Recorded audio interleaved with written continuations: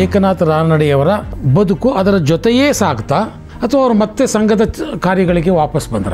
ಅವರೊಂದು ದೊಡ್ಡ ಕನಸನ್ನು ಕಂಡಿದ್ರು. ಆ ಕನಸೇನು ಅಂದರೆ ಬರೀ ಶಿಲಾ ಸ್ಮಾರಕ ರಚನೆ ಮಾಡಿಬಿಟ್ರೆ ಸಾಲದು, ಹೀಗೆ ಒಂದು ರಾಶಿ ಮೈ ಮೇಲೆ ಕೆಲಸಗಳನ್ನು ಅವ್ರು ಹೇಳ್ಕೊಂಡ್ರು. ಅವ್ರು ಯಾವತ್ತೂ ಸುಮ್ಮನೆ ಕೂತಿದ್ದಿಲ್ವೇ ಇಲ್ಲ. ದೆಹಲಿಗೆ, ಅಲ್ಲಿಗೆ, ಬೇರೆ ಬೇರೆ ರಾಜ್ಯಗಳಿಗೆ ಇದೆಲ್ಲ ಪ್ರವಾಸ ಮಾಡಿದರ ಪರಿಣಾಮವಾಗಿ ಅವರ ಶರೀರ ಸ್ವಲ್ಪ ಕುಸಿದೋಯ್ತು. ಏಕನಾಥ ರಾನಡೆ ಅವರು ಅಂಥ ಮ್ಯಾಸಿವ್ ಹಾರ್ಟ್ ಅಟ್ಯಾಕ್ನಿಂದ ಮತ್ತೆ ಮೇಲಕ್ಕೆದ್ರು, ಮತ್ತೆ ಅವರಿಗೆ ಉಸಿರು ಶುರುವಾಯಿತು. ಅದು ಆಶ್ಚರ್ಯ. ಅವರು ವಿವೇಕಾನಂದ ಶಿಲಾ ಸ್ಮಾರಕವನ್ನು ನೋಡುವಂಥ ಒಂದು ದೃಷ್ಟಿಯೇ ಬಹುಶಃ ಬೇರೆ ಆಗ್ಬೋದು. ಇವತ್ತು ಕೂಡ ತಮಿಳುನಾಡಿನ ವಾತಾವರಣವನ್ನು ನೋಡಿದರೆ ಅದನ್ನು ಏಕನಾಥ ರಾನಡೆ ಅವರು ಹೇಗೆ ಆಗಿನ ಕಾಲದಲ್ಲಿ ಮಾಡಿದ್ರು ಅಂತ ಈಗಿಗಿಂತ ಇನ್ನೂ ವಿರೋಧ ಇತ್ತು. ಇದರಿಂದ ಅವರಿಗೆ ಅನಿಸಿತ್ತು, ಒಂದು ಕೆಲಸವನ್ನು ಹಿಡಿದ್ರೆ ಅದನ್ನು ಶತಾಯಗತಾಯ ಮಾಡಲೇಬೇಕು. ಇವರು ವಿವೇಕಾನಂದ ಶಿಲಾ ಸ್ಮಾರಕ ಮಾಡಿದ್ರು ಅಂದರೆ ನಿಜಕ್ಕೂ ಒಬ್ಬ ಗ್ರೇಟ್ ಮ್ಯಾನ್.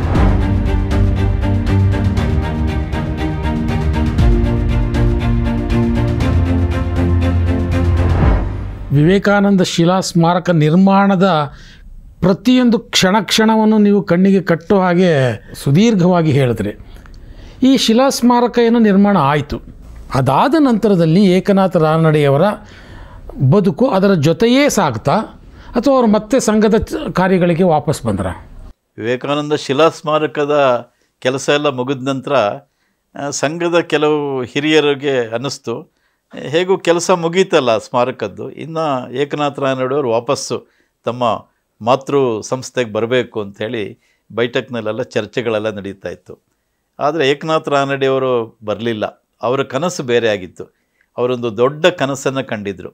ಆ ಕನಸೇನು ಅಂದರೆ ಬರೀ ಶಿಲಾ ಸ್ಮಾರಕ ರಚನೆ ಮಾಡಿಬಿಟ್ರೆ ಸಾಲದು, ವಿವೇಕಾನಂದರು ಏನು ಅವರ ಬದುಕಿನಲ್ಲಿ ಸಂದೇಶಗಳನ್ನು ಕೊಟ್ಟಿದ್ದಾರೆ, ಅಂದರೆ ರಕ್ತ ಮಾಂಸಗಳು, ಕಬ್ಬಿಣದ ಸ್ನಾಯುಗಳಿರುವಂಥ ತರುಣರು ತಯಾರಾಗಬೇಕು, ದೇಶವನ್ನು ಕಟ್ಟಬೇಕು ಅಂತ ಹೇಳಿದ್ದಾರೆ. ಅಂಥವರೊಂದು ತಯಾರಿ ಆಗಬೇಕು ಮತ್ತು ಅವರ ಸಂದೇಶ ಎಲ್ಲ ಕಡೆಗೆ ತಲುಪಬೇಕು. ಈ ಹಿನ್ನೆಲೆಯಲ್ಲಿ ಅವರು ಪೂರ್ವಾಂಚಲದಲ್ಲಿ, ಅಂದರೆ ಅಸ್ಸಾಂ, ಮಣಿಪುರ, ತ್ರಿಪುರ ಅಂಥ ಕಡೆಗಳಲ್ಲಿ ವಿವೇಕಾನಂದ ಶಾಲೆಗಳನ್ನು ನಿರ್ಮಾಣ ಮಾಡಬೇಕು ಅಂತ ಯೋಚನೆ ಮಾಡಿದರು. ಶಾಲೆಗಳು, ವಿವೇಕಾನಂದ ಆಸ್ಪತ್ರೆಗಳು, ವಿವೇಕಾನಂದ ಹಾಸ್ಟೆಲ್ಗಳು ಮತ್ತು ಬುಡಕಟ್ಟು ಜನಾಂಗಕ್ಕೆ ಒಂದು ಸಂಸ್ಕಾರ ಕೊಡುವಂಥ ವಿವೇಕಾನಂದ ಕೇಂದ್ರಗಳು, ಹೀಗೆ ಅದಕ್ಕೆ ಜನ ಬೇಕು, ಸೇವಾವ್ರತಿಗಳು ಬೇಕು, ಅಂದರೆ ಫುಲ್ ಟೈಮ್ ವರ್ಕರು. ಆ ಫುಲ್ ಟೈಮ್ ವರ್ಕರಿಗೆ ತರಬೇತಿಗಳು, ಅವರ ಒಂದು ಆಯ್ಕೆ, ಇದನ್ನೆಲ್ಲ ಶುರು ಮಾಡಿದರು. ಹೀಗೆ ಒಂದು ರಾಶಿ ಮೈ ಮೇಲೆ ಕೆಲಸಗಳನ್ನು ಅವ್ರು ಹೇಳ್ಕೊಂಡ್ರು. ಅವ್ರು ಯಾವತ್ತೂ ಸುಮ್ಮನೆ ಕೂತಿದ್ದಿಲ್ವೇ ಇಲ್ಲ. ಶಿಲಾ ಸ್ಮಾರಕದ ಕೆಲಸ ಮುಗೀತು ಅಂತೇಳಿ ವಿಶ್ರಾಂತಿ ತೆಗೆದುಕೊಳ್ಳಲಿಲ್ಲ, ಇದನ್ನು ಶುರು ಮಾಡಿದರು. ಹೀಗೆ ಅವರು ಸಂಘಕ್ಕೆ ವಾಪಸ್ ಬರಲೇ ಇಲ್ಲ. ಅಂದರೆ ಸಂಘದ ಪ್ರಚಾರಕರಾಗೇ ಇದ್ದರು, ಕರ್ಮಯೋಗಿಯಾಗೇ ಇದ್ದರು. ಆದರೆ ಸಂಘದ ಕೆಲಸದ ಬದಲಿಗೆ ಸಂಘ ವಿವೇಕಾನಂದರು ಏನು ಹೇಳಿದ್ದಾರೆ ಆ ಕೆಲಸವನ್ನು ಮಾಡೋದಕ್ಕೋಸ್ಕರ ಅವರು ಇದೆಲ್ಲ ಮಾಡಿದರು. ಅಲ್ಲಿ ಕೇಂದ್ರಗಳನ್ನು ಸ್ಥಾಪನೆ ಮಾಡಿದರು. ಜೊತೆಗೆ ಅನೇಕ ಪತ್ರಿಕೆಗಳು, ಯುವ ಭಾರತಿ ಅನ್ನುವಂಥ ಮಾಸಪತ್ರಿಕೆ, ಇನ್ನೊಂದು ಬ್ರಹ್ಮವಾದಿ ಅನ್ನುವಂಥ ಒಂದು ಆಧ್ಯಾತ್ಮಿಕ ಪತ್ರಿಕೆ, ಇದೆಲ್ಲ ಶುರು ಮಾಡಿದರು. ವಿವೇಕಾನಂದಪುರಂ ಅನ್ನೋದ ಒಂದು ಟೌನ್ಶಿಪ್, ಅದು ಕೂಡ ನಿರ್ಮಾಣ ಆಯಿತು. ಹೀಗೆ ಬೇರೆ ಬೇರೆ ಕೆಲಸಗಳಲ್ಲೆಲ್ಲ ಅವರು ತೊಡಗಿದ್ರು. ಆದರೆ ಅಂಥ ಸಂದರ್ಭದಲ್ಲಿ ಏನಾಯಿತು ಅಂದರೆ ಅವರ ಇಡೀ ಒಂದು ಬದುಕಿನಲ್ಲಿ ಸಿಕ್ಕಾಬಟ್ಟೆ ಪ್ರವಾಸ, ಓಡಾಟ, ದೆಹಲಿಗೆ, ಅಲ್ಲಿಗೆ, ಬೇರೆ ಬೇರೆ ರಾಜ್ಯಗಳಿಗೆ ಇದೆಲ್ಲ ಪ್ರವಾಸ ಮಾಡಿದರ ಪರಿಣಾಮವಾಗಿ ಅವರ ಶರೀರ ಸ್ವಲ್ಪ ಕುಸಿದೋಯ್ತು. ಅವರ ಶರೀರದಲ್ಲಿ ಕಾಯಿಲೆ ಕಾಣಿಸ್ಕೊಳ್ಳೋಕೆ ಶುರುವಾಯಿತು. 80ರಲ್ಲಿ ಒಂದು ಸರಿ ಹಾರ್ಟ್ ಅಟ್ಯಾಕ್ ಆಯಿತು ಅವರಿಗೆ. ಅದು ಬಹಳ ಸೀರಿಯಸ್ ಆದಂಥ ಒಂದು ಮ್ಯಾಸಿವ್ ಹಾರ್ಟ್ ಅಟ್ಯಾಕು. ಆ ಹಾರ್ಟ್ ಅಟ್ಯಾಕ್ ಆಗಿ 1 ವಾರ ಆದರೂ ಅವರಿಗೆ ಪ್ರಜ್ಞೆನೇ ಬಂದಿರಲಿಲ್ಲ. ಡಾಕ್ಟ್ರ್ ಹೇಳಿದ್ರಂತೆ ಇನ್ನು ಇವರು ಬದುಕುವಂಥ ಭರವಸೆ ಇಲ್ಲ, ಇವರು ಒಂದು ರೀತಿ ಆಲ್ಮೋಸ್ಟ್ ಡೆಡ್ ಅನ್ನೋದನ್ನು ಅವರು ಹೇಳಿಬಿಟ್ಟಿದ್ರು. ಆದರೆ ಆಶ್ಚರ್ಯ ಅಂದರೆ ಏಕನಾಥ ರಾನಡೆ ಅವರು ಅಂಥ ಮ್ಯಾಸಿವ್ ಹಾರ್ಟ್ ಅಟ್ಯಾಕ್ನಿಂದ ಮತ್ತೆ ಮೇಲಕ್ಕೆದ್ರು, ಮತ್ತೆ ಅವರಿಗೆ ಉಸಿರು ಶುರುವಾಯಿತು. ಅದು ಆಶ್ಚರ್ಯ. ಅಂದರೆ ಅವ್ರ ಕೆಲಸ ಇನ್ನೂ ಮುಗಿದಿರಲಿಲ್ಲ, ಇನ್ನೊಂದು ಸ್ವಲ್ಪ ಮಾಡೋದಿತ್ತು ಅಂತ ಕಾಣುತ್ತೆ. ದೇವರೇ ಅವರನ್ನು ಆ ಥರ ರಕ್ಷಣೆ ಮಾಡಿದ್ದಿರ್ಬೋದು. ಆ ಹಾರ್ಟ್ ಅಟ್ಯಾಕ್ನಿಂದ ಮತ್ತೆ ಮೇಲೆದ್ದು ಅವರು ಮತ್ತೆ ಉಳಿದ ಕೆಲಸಗಳನ್ನೆಲ್ಲ ಮಾಡಿದರು. ಆಗ ಅವರೊಂದು ಮಾತು ಹೇಳ್ತಾರೆ, ಭಾಳ ಸ್ವಾರಸ್ಯಕರವಾದ ಒಂದು ಮಾತು. ಆ ಸಂದರ್ಭದಲ್ಲಿ ಅವ್ರು ಹೇಳಿದರು, I do not want to rest and rust. ನಾನು ಯಾವತ್ತೂ ವಿಶ್ರಾಂತಿ ತಗೊಳ್ಬೇಕು ಅನ್ನೋದನ್ನು ಬಯಸೋದಿಲ್ಲ. RUST, I do not want to rest and rust. ತುಕ್ಕಿಡಿದವರಾಗಿ ನಾನು ಇರೋದಿಲ್ಲ. I must work harder to complete my task during the time granted to me. ದೇವರು ನನಗೆ ಕೊಟ್ಟಂಥ, ಗ್ರ್ಯಾಂಟ್ ಮಾಡಿದಂಥ ಸಮಯದಲ್ಲಿ ನನ್ನ ಕೆಲಸ ಮುಗಿಸ್ಬೇಕು. I shall try to be careful. ನಾನು ಸ್ವಲ್ಪ ಕೇರ್ಫುಲ್ಲಾಗಿ ಇರ್ತೀನಿ, but life without work is like death to me. ನಾನು ಏನೂ ಕೆಲಸ ಇಲ್ಲದೇ ಇದ್ದರೆ ಅದೊಂಥರ ಸಾವಿದ್ದಾಗೆ ನನಗೆ ಅನ್ನುವಂಥ ಒಂದು ಮಾತನ್ನು ಆ ಸಂದರ್ಭದಲ್ಲಿ ಅವ್ರು ಹೇಳಿದರು. ಜೊತೆಗೆ ಅವ್ರದ್ದು ಇನ್ನೊಂದೆರಡು ಬಹಳ ಅವ್ರು ಹೇಳಿದರು, every problem has A solution.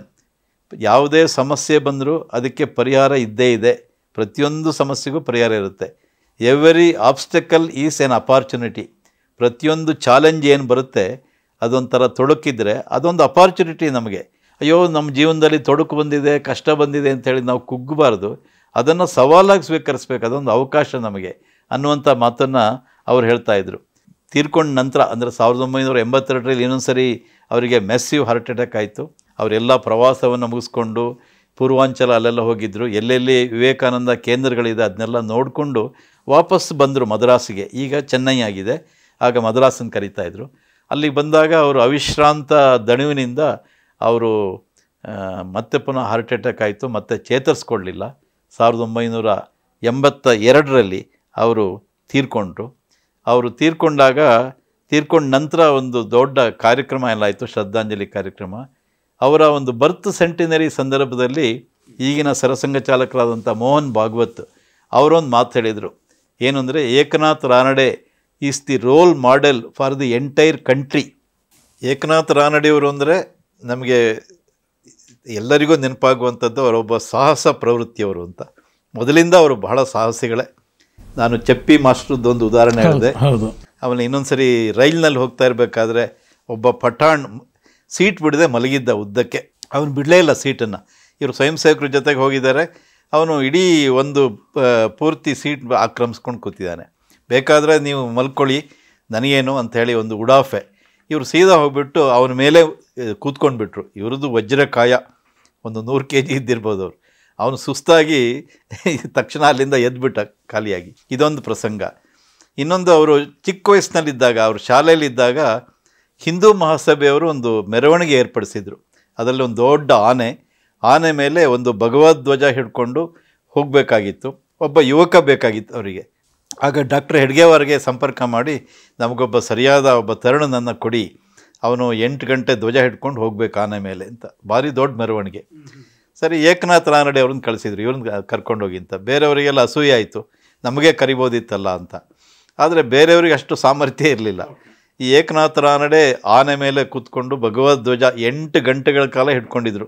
ಮತ್ತು ಭಾಳ ಉತ್ಸಾಹದಲ್ಲಿ, ಒಂದು ಚೂರು ಕೈ ಕೆಳಗೆ ಬರಲಿಲ್ಲ. ಅಂಥ ಸಾಹಸ ಪ್ರವೃತ್ತಿ. ಅಂದರೆ ಶಾರೀರಿಕವಾಗಿ ಅಷ್ಟು ಗಟ್ಟಿ ಇದ್ರು ಅವರು ಅಂತ.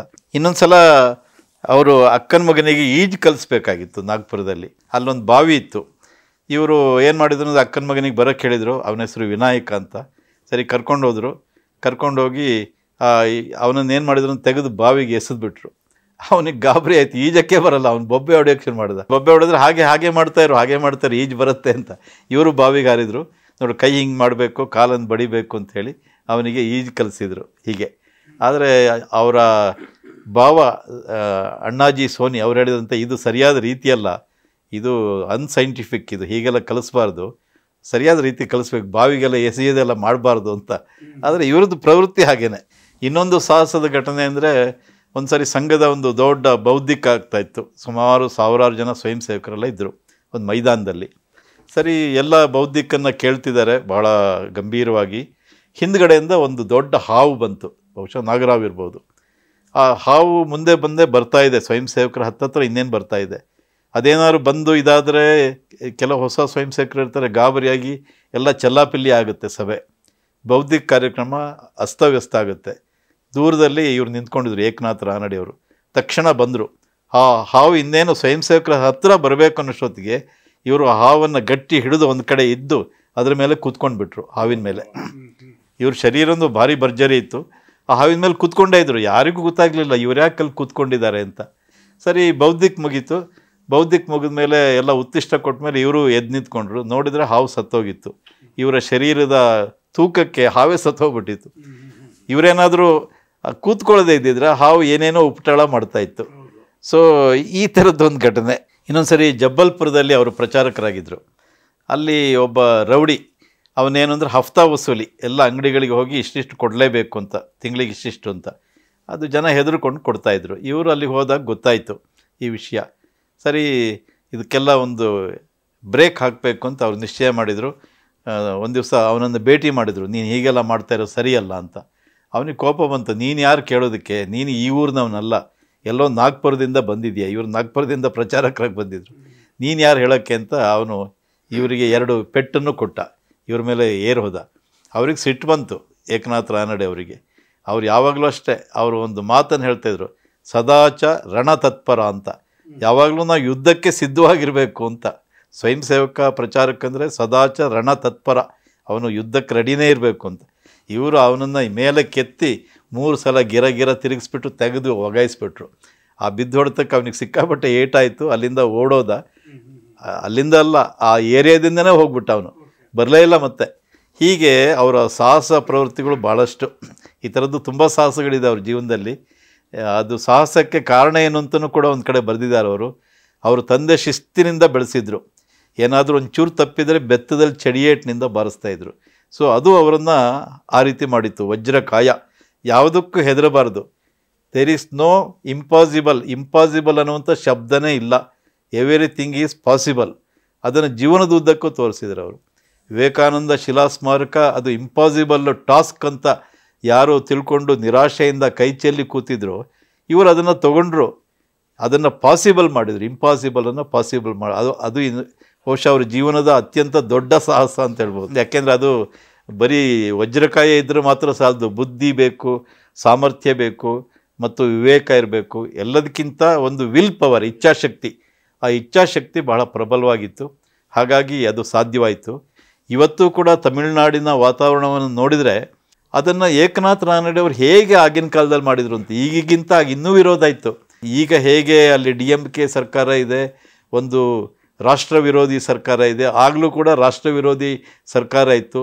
ತಮಿಳುನಾಡೇ ಒಂದು ದೇಶ ಅಂತ ತಿಳಿಯುವಂಥ ಸಂದರ್ಭ, ಅದು ಭಾರತದ ಜೊತೆ ಯಾವುದೇ ಸಂಬಂಧ ಇಲ್ಲ ಅಂತ. ಅಂಥ ಸಂದರ್ಭದಲ್ಲಿ ಎಲ್ಲೋ ಹುಟ್ಟಿದ ಬಂಗಾಳದ ಒಬ್ಬ ಮಹಾಪುರುಷ ವಿವೇಕಾನಂದರ ಪ್ರತಿಮೆಯನ್ನು ಸಮುದ್ರದ ಮಧ್ಯದಲ್ಲಿ ಸ್ಥಾಪನೆ ಮಾಡೋಕ್ಕೆ ಹೋಗ್ತಾರೆ ಅಂದರೆ ನಿಜಕ್ಕೂ ಅವರಲ್ಲಿ ಏನೋ ಒಂದು ಮಹಾನ್ ಶಕ್ತಿ ಇರಲೇಬೇಕು. ಆ ಮಹಾನ್ ಶಕ್ತಿ ಇಲ್ಲದ್ರೆ ಸಾಧ್ಯ ಆಗ್ತಾ ಇರಲಿಲ್ಲ.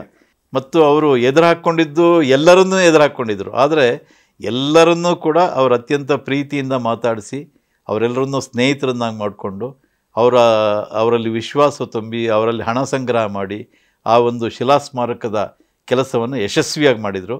ಇದು ನಿಜಕ್ಕೂ ಈಗಲೂ ಕೂಡ ನನಗೂ ಅನೇಕ ಸರಿ ಆಶ್ಚರ್ಯ ಆಗ್ತಿದ್ದು ಹೇಗೆ ಸಾಧ್ಯ ಆಯಿತು ಅಂತ. ಅಂದರೆ ಸಂಘದ ಒಂದು ಸಂಸ್ಕಾರ ಇದಕ್ಕೆ ಮೂಲ ಕಾರಣ. ಅಂದರೆ ಏಕನಾಥ್ ಜಿ ಪಡೆದಂಥ ಸಂಘದ ಸಂಸ್ಕಾರ, ಡಾಕ್ಟರ್ ಜಿ ಅವರ ಒಂದು ಸಹವಾಸ, ಇದರಿಂದ ಅವರಿಗೆ ಅನಿಸಿತ್ತು ಒಂದು ಕೆಲಸವನ್ನು ಹಿಡಿದ್ರೆ ಅದನ್ನು ಶತಾಯಗತಾಯ ಮಾಡಲೇಬೇಕು ಅಂತ.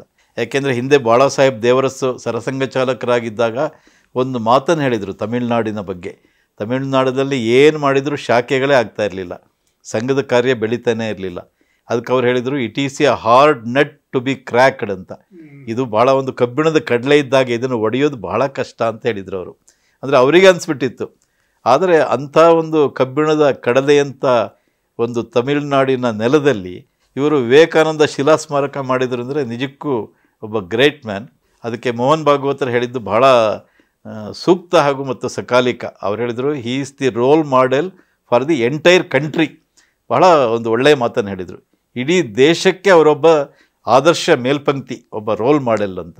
ಅದು ನಿಜಕ್ಕೂ ಕೂಡ ಸತ್ಯವಾದ ಮಾತು ಅಂತ ಈಗ ನಾವು ಇದೆಲ್ಲ ಯೋಚನೆ ಮಾಡಿದಾಗ ಅನಿಸುತ್ತೆ. ಸೊ ಇದೆಲ್ಲ ರೀಕಾಲ್ ಮಾಡಿಕೊಂಡಾಗ ಅವರು ಬಾಲ್ಯದಿಂದಲೂ ಅವರ ಸಾಹಸ ಪ್ರವೃತ್ತಿ ಯಾವ ಮಟ್ಟದಲ್ಲಿತ್ತು, ಅದು ಹೇಗೆ ವಿವೇಕಾನಂದರ ಶಿಲಾ ಸ್ಮಾರಕವನ್ನು ನಿರ್ಮಾಣ ಮಾಡೋದರಲ್ಲಿ ಅದು ಹೇಗೆ ಅದು ಫಲಕಾರಿ ಆಯಿತು, ಅದು ಫಲ ಕೊಡ್ತು ಅನ್ನೋದನ್ನು. ಸೊ ನಾವು ಈಗಿನ ಜನ ಏನು ವಿವೇಕಾನಂದರ ಶಿಲಾ ಸ್ಮಾರಕ ನೋಡ್ಲಿಕ್ಕೆ ಹೋಗ್ತಾರೆ, ಅವರು ಬಹುಶಃ ಇದನ್ನೆಲ್ಲ ತಲೆಯಲ್ಲಿ ಇಟ್ಕೊಂಡು ನೋಡೋಕ್ಕೆ ಹೋದಾಗ ಅವರು ವಿವೇಕಾನಂದ ಶಿಲಾ ಸ್ಮಾರಕವನ್ನು ನೋಡುವಂಥ ಒಂದು ದೃಷ್ಟಿಯೇ ಬಹುಶಃ ಬೇರೆ ಆಗ್ಬೋದು. ಆ ವಿವೇಕಾನಂದ ಶಿಲಾ ಸ್ಮಾರಕ ನೋಡಿದಾಗ ನಾನು ಕೂಡ ಹೋಗಿದ್ದೆ ಅಲ್ಲಿಗೆ ಒಂದು 2 ವರ್ಷದ ಹಿಂದೆ. ನಾನು ಸುಮಾರು 1 ಗಂಟೆಗಳ ಕಾಲ ಅಲ್ಲೇ ಇದ್ದೆ. ಆ ಶಿಲಾ ಸ್ಮಾರಕದ ಬಂಡೆಯ ಮೇಲಿನ ಇದರಲ್ಲಿ ಕಾಲ ಕಳೆದಿದ್ದೆ. ಅಲ್ಲಿನ ಪ್ರತಿಯೊಂದು ಗ್ರಾನೈಟ್ ಕೂಡ ಅದು ಏಕನಾಥ ರಾನಡೆ ಅಂತ ಹೇಳ್ತಿದೆಯೇನೋ ಅಂತ ನಮ್ಗನ್ಸುತ್ತೆ ಹತ್ತಿರ ಹೋದ ಕೂಡಲೇ. ವಿವೇಕಾನಂದರನ್ನು ನೋಡಿದಾಗ ವಿವೇಕಾನಂದರ ಬಗ್ಗೆ ನೆನಪಾಗುತ್ತೆ. ಆದರೆ ಆ ಇಡೀ ಸ್ಮಾರಕವನ್ನು ನೋಡಿದಾಗ ಆ ಸ್ಮಾರಕವನ್ನು ಸುಮ್ಮನೆ ಯಾರೋ ಮಾಡೋಕ್ಕೆ ಸಾಧ್ಯ ಇಲ್ಲ.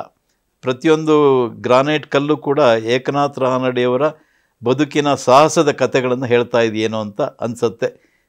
ಕಲ್ಲು ಕೂಡ ಅವರ ಕಥೆಯನ್ನು ಹೇಳ್ತಿದೆ ಅಂತ. ಏಕನಾಥ ರಾನಡೆಯವರು ಬೇರೆಯವರಿಗೆ ಅಷ್ಟೊಂದು ಪರಿಚಿತ ವ್ಯಕ್ತಿ ಅಲ್ಲ, ಅವರು ರಾಜಕೀಯದಲ್ಲಿ ಇರಲಿಲ್ಲ.